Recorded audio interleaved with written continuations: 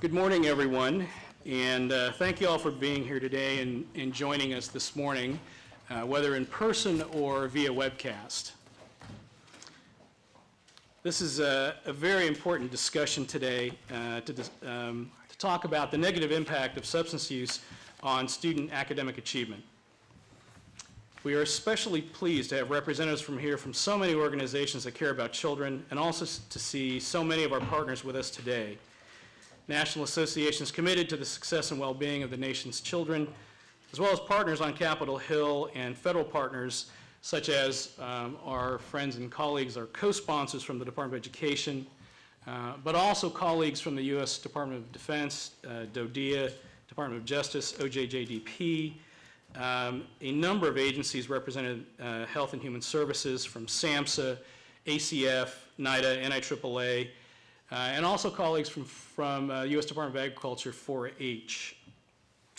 My name is David Mineta. I'm the Deputy Director for Demand Reduction at the Office of National Drug Control Policy, and it is a particular privilege and honor to be here with so many esteemed experts. And I have to say, what will soon be two students from my high school where I graduated from, T.C. Williams in Alexandria, Virginia. But we are here to help realize President Obama's call to educate our children and help them succeed. As the President noted in his 2013 State of the Union address, in states that make it a priority to educate our youngest children, studies show students grow up more likely to read and do math at grade level, graduate high school, hold a job, form more stable families of their own. We know this works, so let's do what works and make sure none of our children start the race of life already behind. As a former school board member working on educational reforms, starting from No Child Left Behind all the way through Race to the Top before coming to Washington, D.C., I've worked on the intersection of substance use and student achievement for some time. I can tell you that we keenly focused on finding ways to help our children succeed and protect them from harm. This very vital intersection between education and health. Today, you will hear not only from senior officials at ONDCP and the Department of Education about the importance of addressing this issue, but also from leading experts on research documenting the impact of student substance use on academic success and the overall school climate. You will also hear about some successful approaches to help students succeed. I want to remind everyone that the interventions and approaches identified today are not exhaustive. Rather, they represent the range of effective practices. We are fortunate to have with us today experts associated with many of these evidence-based programs. The young people you will hear from today are not only powerful storytellers about their own experiences, they are the very reminders of why we must do everything in our power to give this generation of young people every possible opportunity for a productive, happy, and healthy future. We look forward to our discussion throughout the day. We want to hear from you about your experiences and your challenges and the barriers you may have faced while addressing this very important issue in your communities and jurisdictions. Finally, any measure of today's impact will spring forward from today, really from our follow-ups. It is now my pleasure to introduce you to Michael Botticelli, the Acting Director of the Office of National Drug Control Policy. Mr. Botticelli has more than 2 decades of experience supporting Americans who have been affected by substance use disorders. Prior to joining ONDCP, he served as Director of the Bureau of Substance Abuse Services at the Massachusetts Department of Public Health, where he expanded innovative and nationally recognized prevention, intervention, treatment, and recovery services for the Commonwealth of Massachusetts. He is an untiring advocate and champion for health, safety, and welfare of young people. It's an honor for me to introduce our director, Michael Botticelli. Thank you, David. Good morning, everybody. I really want to thank David and his staff for providing not only for the framework today, but for the leadership on this forum. And I really want to thank you all for participating in this incredibly important discussion examining the nexus between academic performance and substance use across the nation. I would also like to acknowledge our colleagues from the Department of Education, Assistant Secretary Delisle and her staff for their partnership, not only on this forum, but for all of their efforts. The department's work with schools throughout the country has been invaluable to ONDCP's strategy and mission to promote a healthy life among our nation's youth, and we look forward to our continuing work with the Department of Education and all of you here today to keep our students healthy and alcohol and drug free.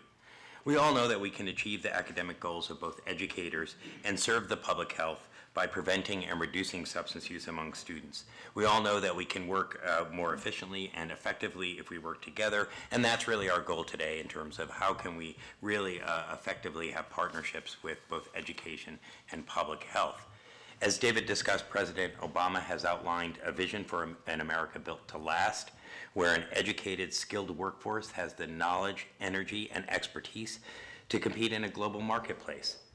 Yet for far too many Americans and far too many young people with bright futures, that vision is limited by substance use, which diminishes the potential of the individual and puts families, communities, and neighborhoods at risk.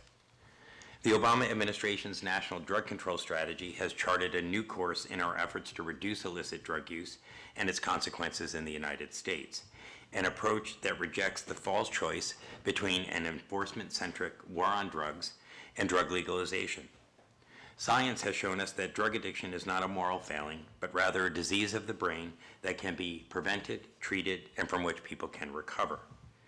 Informed by this understanding, the strategy is built on the basic tenets of 1, preventing drug use before it starts, 2, expanding access to treatment for individuals with substance use disorders, 3, reforming our criminal justice system to break the cycle of drug use, crime, and incarceration while protecting public safety, and finally, supporting people in recovery. As all of you are well aware, drug use rates among our nation's youth are at unacceptably high levels. Substance use, including the abuse of prescription drugs, can harm today's students as well as limit the ability of our nation to maintain its leadership in the fiercely competitive global economy. As we've learned through our colleagues at NIDA, the adolescent brain is particularly vulnerable to substance use. Emerging science on the neurobiology of brain development tells us that the adolescent developing brain may promote risky choices and is particularly vulnerable to the effects of drugs and alcohol. We know that there are also demographic differences that point to the importance of tailored approaches to prevention. Typically, boys tend to have higher rates of illicit drug use than girls, except in the 8th grade where boys and girls tend to use at similar rates. Gender differences tend to grow larger with age. Rates of annual marijuana use among senior boys, for example, are nearly 10 percentage points higher than those of girls.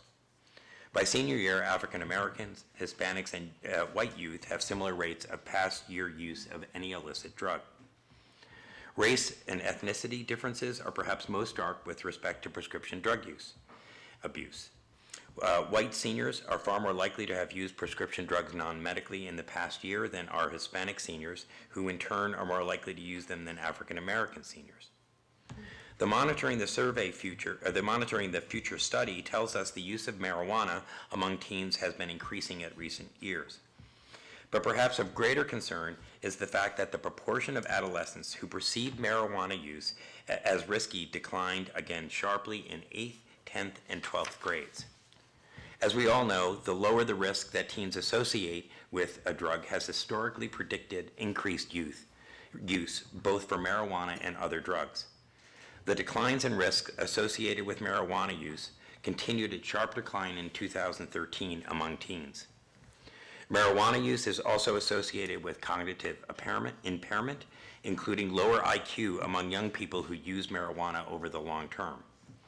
Higher levels of substance use were reported by students who were involved in delinquent behavior. According to a study by the National Center for Mental Health and Juvenile Justice, most youth in the juvenile justice system have a substance use disorder, mental disorder, or both.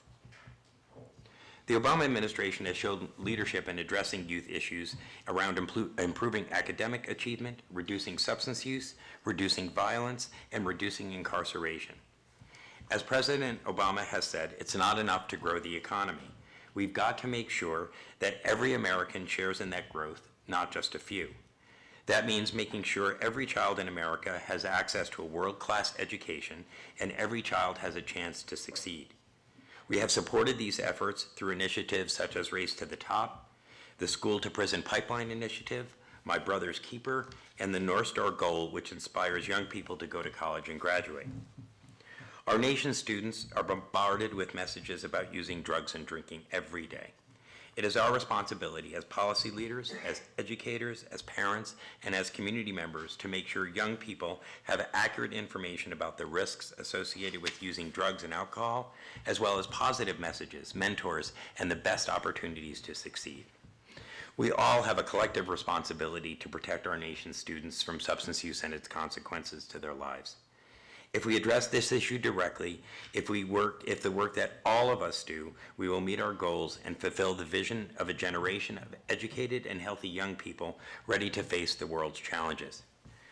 Today, I ask you to think about what actions you can take to prevent substance use among students and how you can give them a better chance for the future. We look forward to hearing your ideas about how we can make sure our kids are ready to learn and achieve academically. It is now my honor to introduce to you the Assistant Secretary for Elementary and Secondary Education, Deborah Delisle. We are pleased to have her as a partner and thank you in the Department of Education for your support.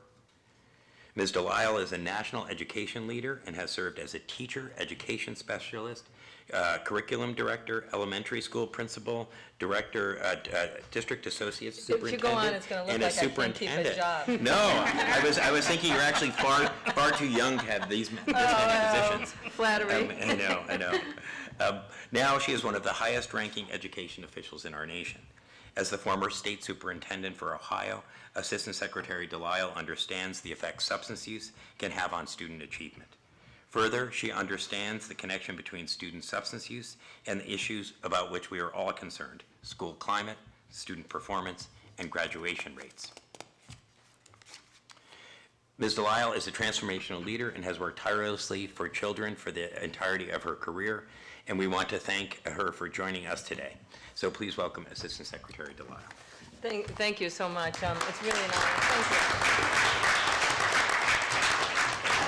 you. It's really an honor to be with you, particularly in this area that we really need to concentrate on for our kids and for the future of America.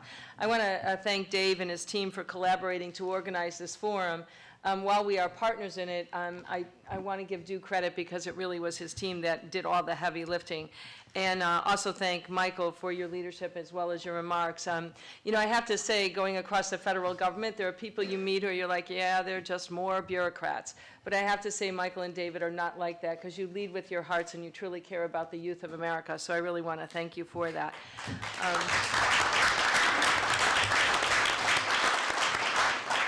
I really also appreciate all of you coming in, venturing out in the rain, getting through security and dealing with that. To be here today to discuss a really, really critical issue. I have other ed staff here. I want to introduce them: Sylvia Lyles and Jonathan Bryce and Norris Dickard. I don't know where he's over there.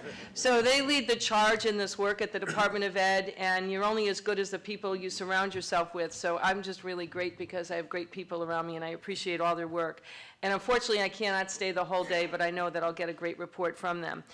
Serving as the Assistant Secretary in the Office of Elementary and Secondary Education, we have about 100 programs in my portfolio. We cover the whole third floor, about 2 blocks long, at our LBJ building. And our mission is to really look at students from pre-K through grade 12. We do some work at the university level, but to be sure that students are graduating college and career ready. And given my background, and I do feel like when I'm introduced, somebody's going to say you can't keep a job, but in all of those roles, one of the things that has become really clear to me is that we absolutely have to address student substance abuse. And even more importantly, we can put out high standards, we can have higher expectations for students, but if they do not feel like they have a safe haven, if they don't feel like they have a supportive school climate, none of the rest of it really matters. And so all the ways that we deal with our students tells them what we value. The choices we make, what we offer to them, tells them truly what it is that we value. So when we provide supportive learning environments, when we have advocacy programs for them, when we create conditions where they can tell us where they're faltering, and we can provide support systems and not throw them to the curb, it tells them that we value not only their potential as human beings, but even more importantly, we value their hopes and the dreams that they bring to school every day, and that usually are lying in their hearts somewhere.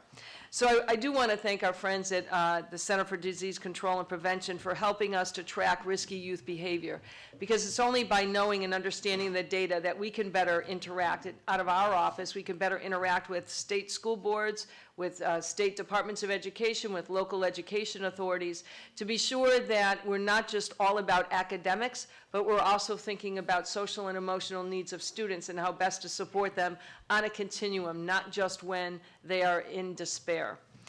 We know, and we have long-standing concerns still, as Michael mentioned, about the substances which we've long tracked, such as marijuana and alcohol, but we also know that new dangers continue to emerge. So-called synthetic marijuana, the abuse of prescription drugs, especially painkillers. And unfortunately, those are usually the ones that we don't always acknowledge, because they're sitting in our medicine cabinets, and they're sitting in the medicine cabinets of the houses that our students actually visit and hang out at and sleep over at those houses. So today, the first panel is going to detail the effects of substance abuse, but it's clear that students with higher grades are significantly less likely to engage in behaviors such as alcohol use, binge drinking, or marijuana use. And parents are a critical line of defense. So we've teamed up with DOJ's Drug Enforcement Administration to update our popular guide, Growing Up Drug-Free, A Parent's Guide to Prevention. We've also teamed up in past years with NIDA to help spread the work about their Drug Facts Chat Week, where students can get straight answers about drugs from real scientists. The department also administers several programs that contribute to our national prevention efforts. 21st Century Learning Programs, and it's one that Sylvia oversees, is a really comprehensive program that's growing not only in strength and in quality, but also in enrollment. It provides positive and safe after-school environments for tutoring and enrichment and positive recreation. While the 21st Century program allows for a broad range of activities, since the inception of the program in fiscal year 1997, it's been in existence that long, projects have jumped up to support drug prevention activities within the communities. So we recognize, particularly out of Sylvia's office, that it's not just what happens during the length of the school day, but it's also what happens before and after school. One of the great parts of my job is I get to travel to school districts across the country, and I've seen amazing work with people becoming true caretakers of our children before and after school, so that in some communities, schools are actually opening up at 6 or 6:30, and they're continuing into the evening to 6 or 7 o'clock at night, which is really a comprehensive approach to help our students. During the 2011-2012 school year, more than 40% of 21st Century programs delivered drug prevention activities to K-12 students during the school year. Over $1 billion was appropriated for this program in fiscal year 2014, and the President has requested an equivalent amount in his FY 2015 budget request. So hopefully you can search out in your communities to recognize those that are having 21st Century Community grants and see how you can best engage in that work and certainly support the work as the budget moves forward. Another program in the department is our Promise Neighborhoods program, which requires grantees to build a continuum of solutions to improve educational outcomes. An important part of that trajectory is to be sure that there are safety programs to reduce crime, violence, and drug and alcohol use as well. Again, that continuum of services is so important. Our Title I program directs almost $14 billion to help school districts better meet the needs of students in schools with high numbers of low-income children, and funds there can also be used for prevention-related services. Our newest program that came out in 2014 is the School Climate Transformation Grants, and I'm so pleased that we have Greg Austin on panel 1 to discuss the research on why school climate matters. This is a topic of personal interest of mine. As I mentioned earlier, we could raise standards, we could tell kids we want them to do more, we can expect kids to go to college, but if that school climate is not right, We're not going to have teachers working at their best. We're not going to have principals leading in a way that matters. And we're not going to have students coming to school hankering just to come back that very next day. So the school climate approach is just absolutely critical. In 2014, the department provided over $34 million in grants and technical assistance investments to bolster the capacity of schools to implement an evidence-based, multi-tiered behavioral framework. One of the things that's really critical for us is understanding the disciplinary practices that go on, which are always disproportionate to students of color, students in poverty, students with disabilities, but even more importantly, recognizing that schools need the tools to offer alternative methods of behavior for students. It's not enough to just send a kid out of school. But if you send a kid out of school and they don't know what alternate behavior they could have utilized, it really has no impact on future issues with students. Our school climate transformation grantees are encouraged as part of their local needs assessment to measure and respond to students' drug abuse as well. So we have a lot of programs, many more than I mentioned. I want to highlight just a few, but I also recognize that our programs don't stop when a student leaves high school. We recognize that we have multiple programs to address issues in college as well as at the university level, which is really, really critical. And even in working with school districts across the country, one of the things that we're finding is that school superintendents are much more frequently in touch with the universities to whom they send most of their students. And I've had superintendents from high socioeconomic communities, for example, talk to me about their work that they're doing with Ivy League schools. Because when you think about it, when really bright kids go off to an Ivy League school, they're in a grouping of students who are all the best kids from around the country. So the extreme pressures on these kids to perform is greater than we anticipate. And what ends up happening is there actually becomes in these schools a situation where somebody's going to be the worst of the best. And in those cases, we're seeing increased drug use, especially alcohol overdosing. And it's just phenomenal what these superintendents are facing within their high schools about preparing their kids to go into these settings. So while we all have national goals and policies and programs and resources, this is really, really, really all about individual students' lives. We can't get away from that. Their dreams, their goals, their aspirations, and helping to be sure that we can meet their goals. So I'm absolutely so excited that we have two students here today to help ground us as we begin these important discussions, because they are actually our most important teachers. And I have to tell you, I love hanging out with you all. I love interacting with adults, but it's really kids who jazz me because they speak to my heart.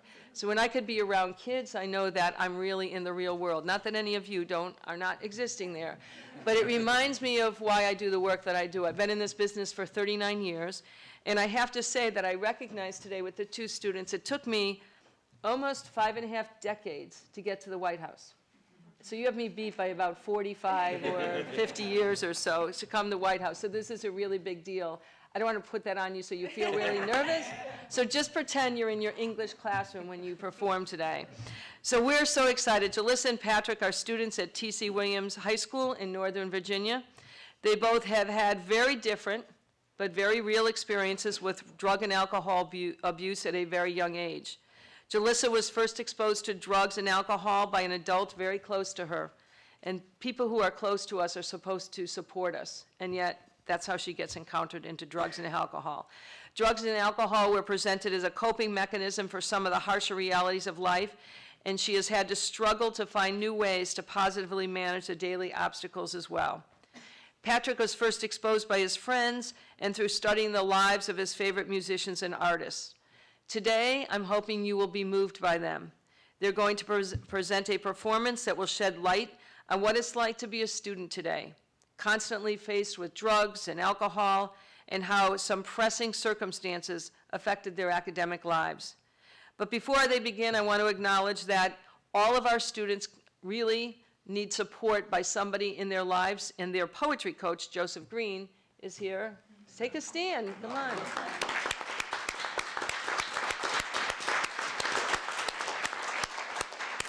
And I want to say, Joseph, thank you so much for being such a positive influence on these students' lives. You know, even my own son, who's an adult, when I ask him what he loved about school, he does not tell me about teachers who had to memorize the states and the capitals, or about some mathematical algorithm he understood. He talks about the adults in his lives who made a difference to him socially and emotionally. Those people who hugged him, who cared about him, who understood the challenges that he was facing in his own life. So Joseph, I can't underestimate the positive influence you've had, and I so applaud. You are a hero to all of us. So I really want to thank you all for being here and listening and learning about this important issue, but much more importantly, discussing candidly how we can all collaborate together to prevent substance abuse among our students, and when they are engaged in this activity, to help lift them out of it and to find a brighter path for their future. Just remember, what we offer to our students tells them what it is that we value. So by supporting them through life's challenges and helping them to find treatment or coping mechanisms, we tell them that we value their lives, their promise, and their dreams. And the two kids we can start with are Jalissa and Patrick, and I'm going to turn it over to you, the stars of the day.